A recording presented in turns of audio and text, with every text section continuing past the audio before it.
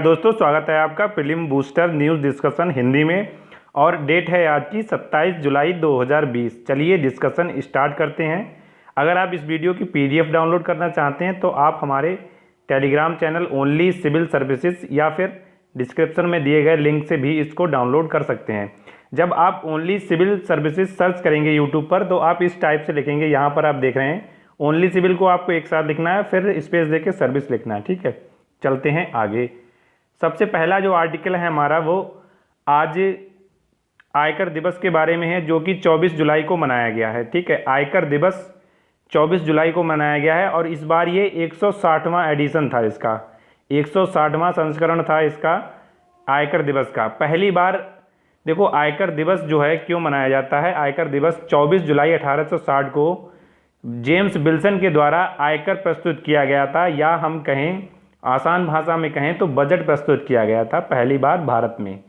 तो उसी दिवस को एक याद के तौर पर मनाया जाता है 24 जुलाई को आयकर दिवस। और इस दिवस का जो ऑर्गेनाइजर है वो कौन है? सीबीडीटी। सीबीडीटी क्या है? Central board of direct tax, या हम कहें केंद्रीय प्रत्यक्ष कर बोर्ड जो है इसका ऑर्गेनाइजर है। अगर बात की जाए सीबीडीटी की, देखो सीबीडीटी से क्वेश्चन बन सकता है प्रीलिम्स में। यह केंद्रीय वित्त मंत्रालय के तहत काम करता है, यानी फाइनेंस मिनिस्ट्री के तहत ये आता है। और अगर बात की जाए डायरेक्ट टैक्स से संबंधित जो भी पॉलिसीज होती हैं उनको बनाने में यह नोडल एजेंसी की तरह काम करता है। किसकी तरह काम करता है? नोडल एजेंसी की तरह ये काम करता है। और इसके अगर बात की जाए इसके प्रकार की, तो यह एक संवैधानिक संस्था है।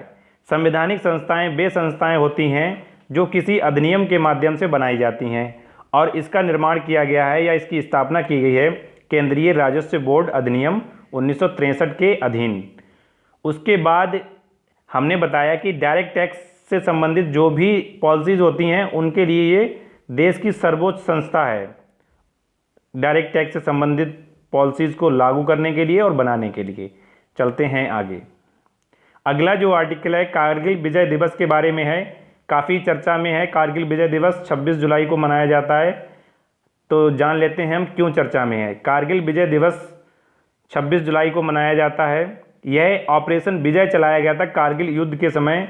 इस ऑपरेशन की सफलता को एक उत्सव के रूप में मनाने के लिए इस दिवस को मनाया जाता है। 26 जुलाई 1999 को भारत ने ऑपरेशन विजय को सफलतापूर्वक पूरा किया था। ऑपरेशन विजय क्या है? ऑपरेशन विजय जब कारगिल युद्ध हुआ था तो पाकिस्तान की ओर से जो घुसपैठ की गई थी उसको काउंटर करने के लिए हमारी सेना ने ऑपरेशन विजय चलाया था, और हमारी सेना ने सफलतापूर्वक इन पाकिस्तानी घुसपैठियों को बाहर किया था। उसके बाद एक ऑपरेशन बद्र भी है, कई बार एग्जाम में मैच द फॉलोइंग में इसका जिक्र आया है। तो ऑपरेशन बद्र जो है भारत और पाकिस्तान के बीच में जब पाकिस्तान ने घुसपैठ की थी तो पाकिस्तान ने अपना जो ऑपरेशन था उसको ऑपरेशन बद्र का नाम दिया। ठीक है, ये याद रखना है, इंपॉर्टेंट फैक्ट्स है, यहाँ से क्वेश्चन बन सकता है। उसके बाद ये तो सब डिटेल दी कि कितने हमारे जवान शहीद हुए और कितनी पाकिस्तान की ओर से कैजुअल्टी हुई, ये सब आपको याद रखने की आवश्यकता नहीं है। चलते हैं आगे। अगला जो आर्टिकल है वो आईआईटी दिल्ली और ट्राइफेड के बीच में एक समझौता किया गया है। इस समझौता को हम जानें। देखो एक अभियान है उन्नत भारत अभियान। उन्नत भारत अभियान जो है एचआरडी मिनिस्ट्री का एक अभियान है। इस अभियान के तहत एक एग्रीमेंट साइन किया है आईआईटी दिल्ली ने और ट्राइफेड ने। देखो इसमें क्या होगा, कई रिसर्च इंस्टीट्यूट मिलकर ट्राइफेड के साथ एक योजना है वन धन विकास कार्यक्रम।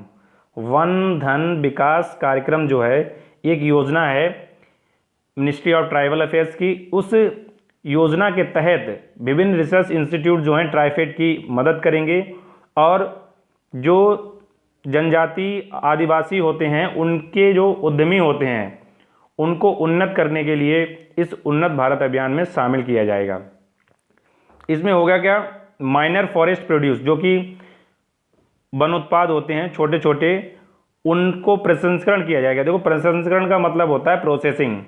विभिन्न प्रकार की जो रिसर्च इंस्टीट्यूट हैं ये क्या करेंगे, प्रोसेसिंग में मदद करेंगे उन आदिवासियों की जो वन धन विकास कार्यक्रम के तहत प्रोसेसिंग में अपने प्रोडक्ट को लाना चाहते हैं। ठीक है, तो इस प्रकार मेंटरशिप भी प्रोग्राम दिया जाएगा आगे देख लेते हैं हम, इसी आर्टिकल से संबंधित कुछ पॉइंट हैं। विभा आंदोलन, देखो विभा आंदोलन यह एक स्वदेशी मूवमेंट है विज्ञान को प्रमोट करने के लिए। इसके बारे में हम डिटेल से आगे जानेंगे। आईआईटी ट्राइफेड से क्या होगा, देखो आईआईटी और ट्राइफेड की जो साझेदारी होगी उससे विभा आंदोलन भी मदद करेगा, ठीक है। विभा का मतलब है विज्ञान भारती विज्ञान आंदोलन। हमने बताया कि ये विज्ञान को प्रमोट करने के लिए है, लेकिन स्वदेशी टेक्नोलॉजी को विकसित करने के लिए। उसके बाद उन्नत भारत अभियान जो हमने बताया एचआरडी मिनिस्ट्री का है।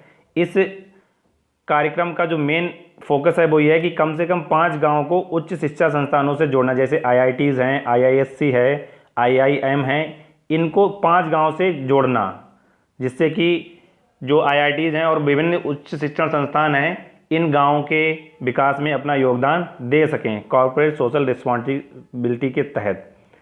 अब हम जान लेते हैं विभा आंदोलन क्या है। देखो विभा आंदोलन कहें हम या विभा कहें, विभा का मतलब है विज्ञान भारती विज्ञान आंदोलन। यह विज्ञान और प्रौद्योगिकी के लिए महत्वपूर्ण है, हमने बताया।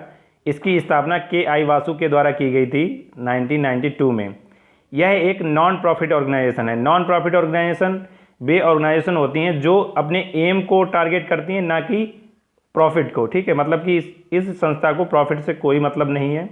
किसी प्रोजेक्ट में अगर प्रॉफिट हो या ना हो, लेकिन अपने प्रोजेक्ट को ये सफलतापूर्वक लागू करती है, और ये पृथ्वी और विज्ञान मंत्रालय के अधीन काम करती है, ठीक है। चलते हैं आगे। अगला जो आर्टिकल है वो एस्थोरस मिशन के बारे में इम्पॉर्टेंट है। ये काफ़ी चर्चा में भी है और इम्पॉर्टेंट मिशन है ये। एस्थोरस का मतलब क्या है, पहले तो हम ये जान लेते हैं। एस्थोरस का मतलब है astrophysics stratospheric telescope for high spectral resolution as a millimetre wavelength. ये इसकी फुल फॉर्म है, काफ़ी लंबा नाम है, ये आपको याद रखना है। ये मिशन है नासा का। किसका मिशन है, ये मिशन है नासा का। इस मिशन में होगा क्या, इस मिशन में नासा जो है दिसंबर 2023 में, देखो इसकी डेट भी काफ़ी लंबी है, इम्पॉर्टेंट है। दिसंबर 2023 में नासा अंटार्कटिक महाद्वीप के ऊपर एक मिशन लॉन्च करेगा, उसी का नाम है एस्थोरस।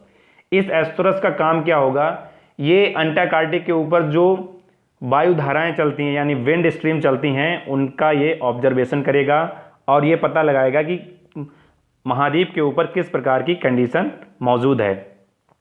उसके बाद अगर बात की जाए कुछ अन्य इंपॉर्टेंट पॉइंट्स की इस मिशन के बारे में, तो इस मिशन में क्या होगा, एक फुटबॉल के स्टेडियम के बराबर का एक बैलून भेजा जाएगा स्पेस में, और उसमें एक टेलीस्कोप लगा होगा और विभिन्न प्रकार के साइंटिफिक ट्यूल भी उसमें लगे हुए होंगे।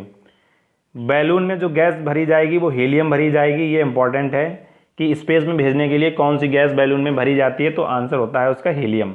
उसके बाद सुपर कंडक्टिंग डिटेक्टर को -268 डिग्री सेल्सियस पर लगभग रखा जाएगा। इसके लिए क्रायो कूलर को गुब्बारे के साथ जोड़ा जाएगा, ठीक है। तो ये ज़्यादा डिटेल बस आपको ये याद रखना है कि ये नासा का मिशन है, अंटार्कटिक के ऊपर इसे दिसंबर 2023 में लॉन्च किया जाएगा। और अगर बात की जाए इसकी, तो ये एक बैलून मिशन है जिसमें हीलियम गैस का प्रयोग किया जाएगा, बस इतना आपको याद रखना है। उसके बाद इसमें यह भी लिखा है कि सितारों का जो निर्माण है, मतलब स्टार्स का जो फॉर्मेशन होता है वो किस प्रकार से होता है, उसके बारे में भी ये खोज करेगा। चलते हैं आगे। अगला जो आर्टिकल है वो राजस्थान के पहले प्लाज्मा बैंक के बारे में है, जो कि रिसेंटली जयपुर में लॉन्च की गई है। राजस्थान की पहली प्लाज्मा बैंक। देखो अगर बात की जाए देश की पहली प्लाज्मा बैंक की, तो देश की पहली प्लाज्मा बैंक लॉन्च की गई है दिल्ली में, और उसके बाद केरल, उड़ीसा, विभिन्न राज्य सरकारों ने प्लाज्मा बैंक स्थापित की हैं। महाराष्ट्र ने भी घोषणा की है मालेगांव, धारावी में, और राजस्थान के जयपुर में भी प्लाज्मा बैंक ओपन हो गई है।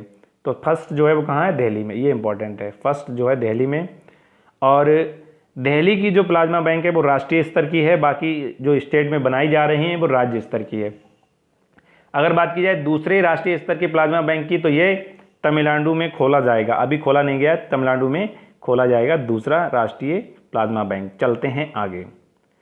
अगला जो आर्टिकल तो हमारे समाप्त हो गए हैं, तो हम आज के जो सारांश है उसको देख लेते हैं जल्दी से। देखो हाल ही में किस राज्य ने प्लाज्मा बैंक लॉन्च किया है, तो ये पता होना चाहिए आपको। ये किया है राजस्थान ने, जयपुर में, ठीक है। सवाई जयसिंह हॉस्पिटल में इसको लॉन्च किया गया है। एस्थोरस क्या है, एस्थोरस नासा का ब्रह्मांड का अध्ययन करने के लिए एक मिशन है जो कि अंटार्कटिक के ऊपर 2023 में छोड़ा जाएगा, बैलून मिशन है जिसमें हीलियम गैस भरी होगी। उसके बाद उन्नत भारत अभियान जो कि ट्राइफेड ने आईआईटी दिल्ली के साथ समझौता किया है, सॉरी आंसर बता दिया पहले ही, आईआईटी दिल्ली के साथ समझौता किया है। 160वां आयकर दिवस कब मनाया गया है? ये मनाया गया 24 जुलाई 2020 को केंद्रीय प्रत्यक्ष कर बोर्ड के द्वारा। सबसे पहले 24 जुलाई 1860 को विल्सन के द्वारा बजट प्रस्तुत किया गया था, या हम कहें आयकर प्रस्तुत किया गया था। तो आज की डिस्कशन में इतना ही। अगर आपको ये वीडियो अच्छी लगी हो तो लाइक, शेयर और कमेंट करें और हमारे चैनल ओनली सिविल सर्विसेज को सब्सक्राइब करें। Thank you for watching.